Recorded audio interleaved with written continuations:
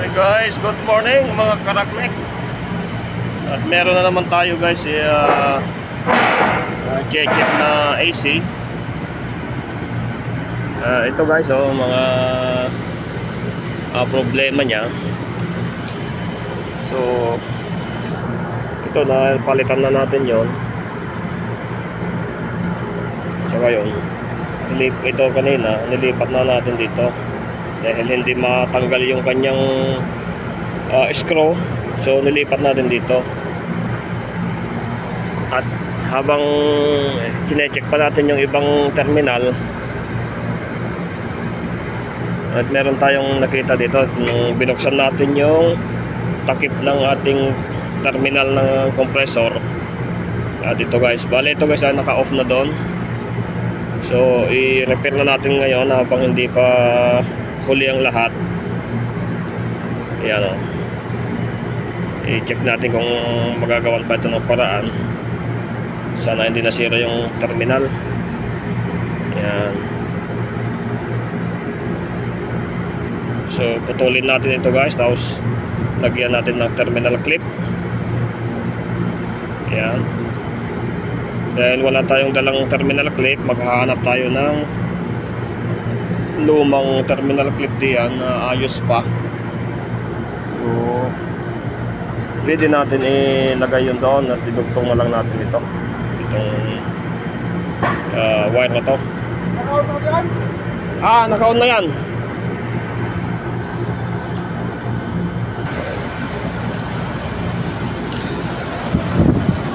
So yun guys, as a temporary solution, gagawan na lang natin ng paraan. Ito ang ating ilagay. Wala tayong dalang terminal clip dahil on the spot lang to habang nag-check tayo. Ito tamang-tama, meron tayong nakitang sira.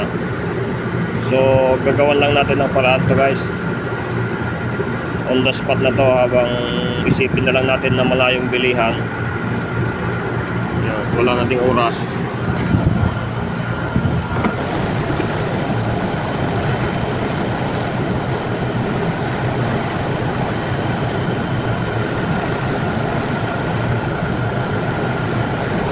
Isin mo natin mo kanyang kamera. Kamera ka guys.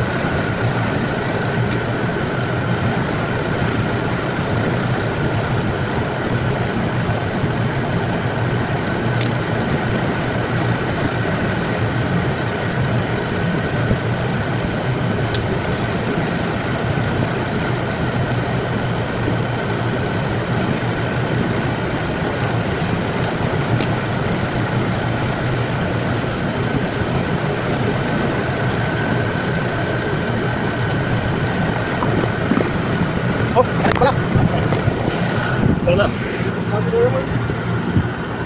Ayan na, 5 na. So ayan guys, ganito na lang ang ating ginawa. Itong twist connector, saka ganito na lang. Hindi na natin matatakpan ito guys dahil ito heavy duty naman tong terminal clip na to. Ayan, maganda ang pagkakagawa. So na-press na natin yung mga terminal clip na yan para hindi na mag-loss. So ito hindi na natin matatakpan ito. So ganyan na siya. Ang mahalaga ay gumana pansamantala. Ayan.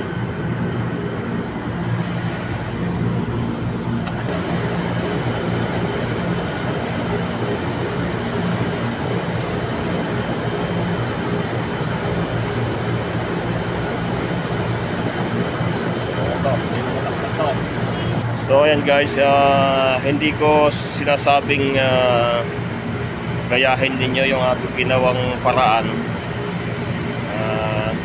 dahil para sa akin ay temporary solution lang ito para gumana na yung AC habang maghahanap pa tayo ng terminal clip. So okay na to guys. Ayusin lang natin yung mga kable na dumidikit dito.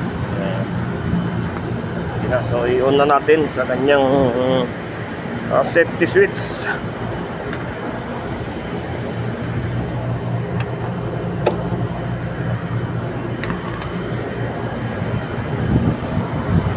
So na-on na natin guys. Tayo natin gumana. Ha? Nagumandar? Hindi, kanina pa hindi umandar eh. So yun mga karakmek, i-check na natin ngayon yung amperahe. Umandar na itong ating unit. Check natin dito sa may common na compressor. Ayan siya, 27. Dito sa main power, kasama ang indoor 30. Ayan.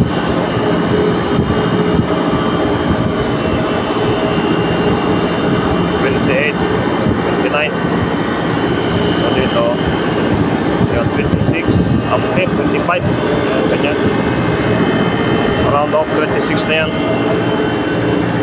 So obserbahan natin mga ilang minuto kung magbabago pa itong ampere.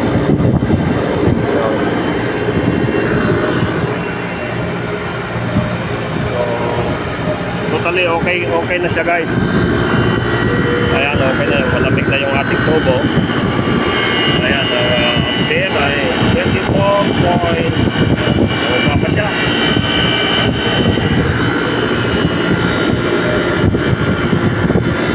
So hanggang dito na lang guys yung ating video. Thank you so much for watching. Don't forget to subscribe my channel Rockmec TV.